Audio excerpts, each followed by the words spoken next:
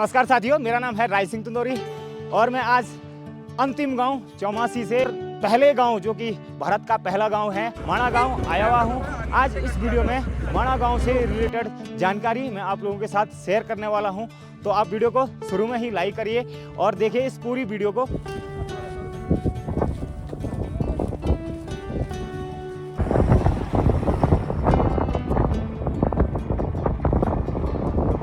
तो देखिए दोस्तों, बद्रीनाथ से माणा गांव की दूरी मात्र 3 किलोमीटर की है। आप चाहें तो सड़क मार्ग से भी आ सकते हैं और पैदल भी आप लोग आ सकते हैं माणा के लिए। माणा गांव पहले भारत का सबसे अंतिम गांव हुआ करता था और यह तिब्बत बॉर्डर के बहुत ही करीब में बसा हुआ गांव है। पहले माणा गांव से काफ़ी ट्रेड तिब्बत के लिए किए जाते थे, मगर धीरे धीरे यह सब कुछ बंद होने के कारण अब माणा गांव को भारत का पहला गाँव घोषित कर दिया गया है। माणा गांव से ही स्वर्गारोहणी, वसुधारा, भीमपुल और इन सभी जगह जाने के लिए जो ट्रैक है वो माणा गांव से ही शुरू होते हैं।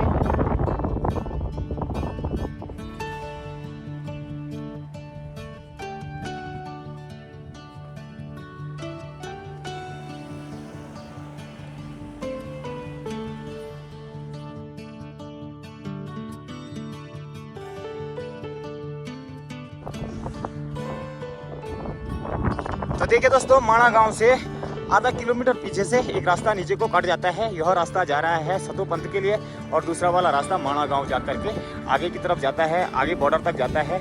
आजकल आप माणा गांव की खूबसूरती देख सकते हैं। हालांकि ग्रीनरी काफ़ी कम हो गई है, मगर जो यहाँ की खूबसूरती है वो एकदम शानदार सी दिखाई दे रही है।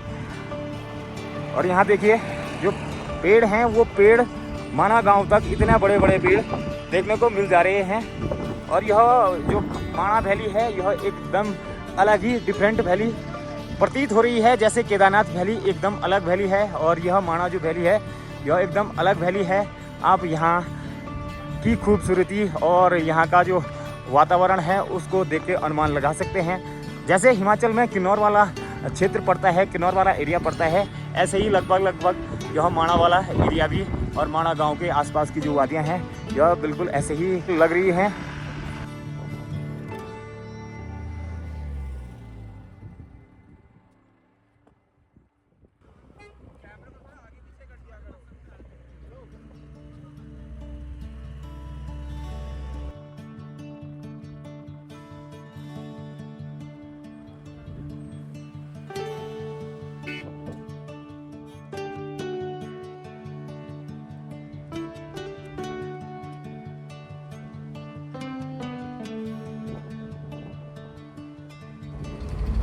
तो ये है दोस्तों माणा का जो बस स्टैंड है। गाड़ियाँ, टैक्सियाँ वगैरह वगैरह जो बद्रीनाथ से आती हैं वो यहीं तक आती हैं।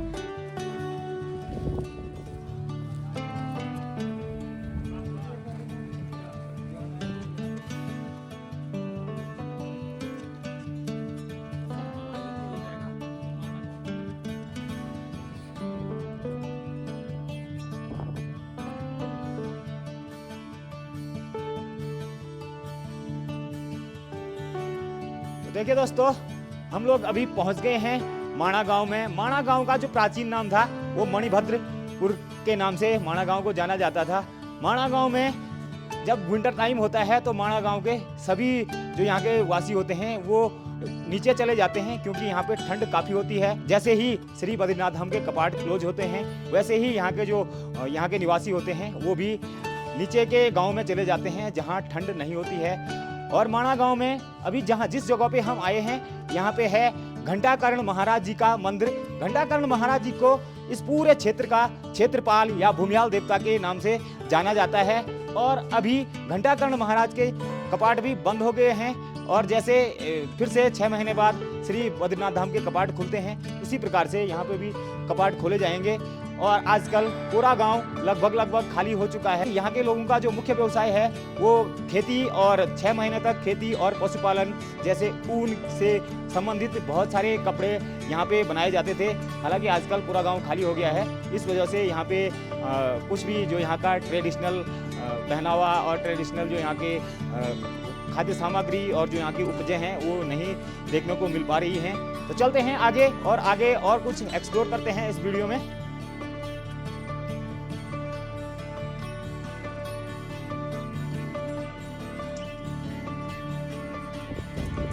नहीं गए अब गाँव? आप नहीं गए गाँव? अच्छा कल जाएंगे गोली के साथ। अच्छा ये क्या बना रहे हैं? मोजे बना रहे हैं। अच्छा ये सब अपने हाथ से बनाए हुए हैं। ये चाय मसाला किस चीज का होता है? किस चीज का बनता है ये? जंगल से लाते पेड़ का। अच्छा अच्छा जंगल से पेड़ का।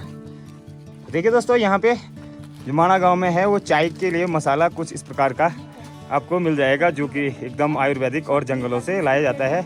और यहाँ पे देखिए एक अंडे जी लगे हुए हैं यहाँ पे बुनाई करने पे। छान के पियो पानी को। कितने का ये?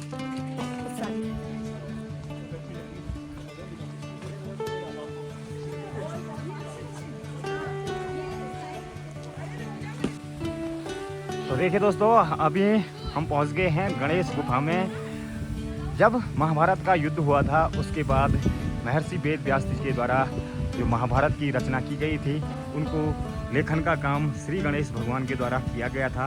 और इसी स्थान पर आकर के गणेश जी और महर्षि वेद व्यास जी के द्वारा पूरा महाभारत पुराण लिखा गया था।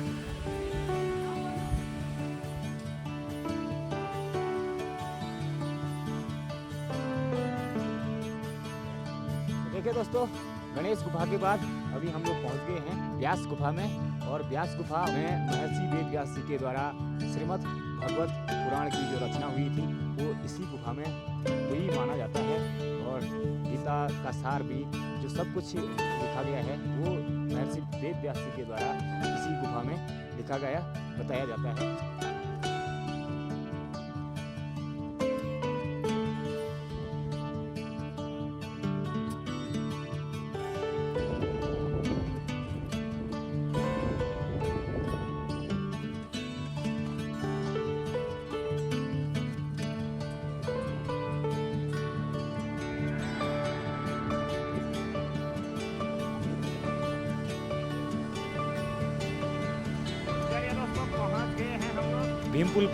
भीम पुल पांडव कालीन पुल माना जाता है। जब पांडव सशरीर स्वर्ग जाने की तैयारी कर रहे थे तो इसी रास्ते से वो स्वर्गारोहणी होते हुए स्वर्ग जाने की तैयारी में थे। मगर यहाँ पे जो सरस्वती नदी है, सरस्वती नदी का तेज बहाव होने के कारण से द्रौपदी यहाँ पे इस नदी को क्रॉस नहीं कर पाई थी।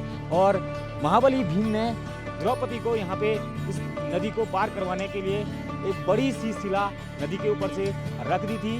और उसके बाद द्रौपदी भी इस नदी को क्रॉस करके आगे स्वर्गारोहणी के लिए निकल पड़ी थी।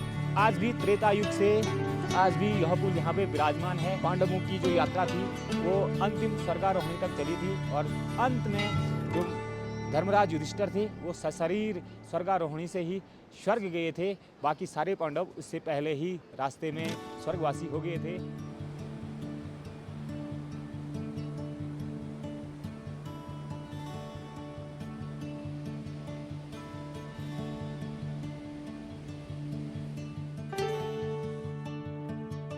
तो देखिए दोस्तों पांडव जब स्वर्ग जा रहे थे तो वो इसी रास्ते से होकर के स्वर्ग के लिए प्रस्थान कर रहे थे भीम पुल को क्रॉस करने के बाद। और यहाँ से आगे स्वर्गारोहणी की तरफ बढ़ रहे थे। तो इसी क्रम में आप यहाँ पे देख सकते हैं सबसे आगे उनका कुत्ता है, फिर युधिष्ठिर, फिर भीम, फिर अर्जुन, नकुल, सहदेव और अंत में जो द्रौपदी माता की मूर्ति यहाँ पे बनाई गई थी। हालांकि आजकल इनको ढक दिया है क्योंकि मौसम काफ़ी ठंडा हो गया है।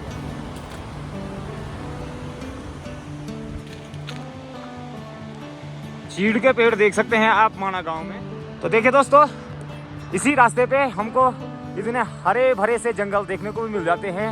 इतना हम लोग एक्सपेक्ट नहीं कर सकते हैं कि माणा गांव में जो भारत का पहला गांव है और बिल्कुल तिब्बत बॉर्डर से सटा हुआ गांव है उसकी जो हरियाली है उसमें अभी भी नवंबर महीने के अंत में भी इतने हरे भरे पेड़ अभी भी मौजूद हैं। और अभी आपको एक नए प्रयाग लिए चल रहे हैं जिसके बारे में आप लोगों को अभी जानकारी बहुत ही कम लोगों को होगी।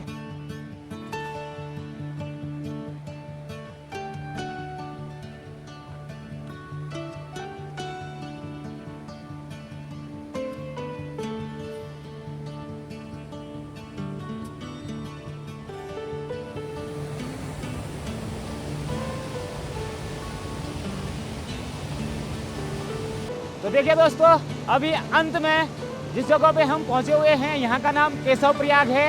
यह भारत का पहला गांव माणा गांव, और यहाँ पे भारत का पहला प्रयाग केशव प्रयाग। ये अलकनंदा नदी है और यह सरस्वती नदी है, और यहाँ पे इन दोनों का संगम है। यहाँ से आगे जा करके यह अलकनंदा नदी का विस्तृत रूप ले लेती है। तो साथियों, आपको यह पूरी माणा गांव की सीरीज कैसी लगी आप जरूर कमेंट में लिखिएगा। अगर आपको वीडियो अच्छी लगती है तो आप अपने दोस्तों तक जरूर शेयर करिएगा। मिलते हैं आपको एक अगली वीडियो में, तब तक के लिए आप सभी को जय बाबा केदार, जय बाबा बद्री विशाल।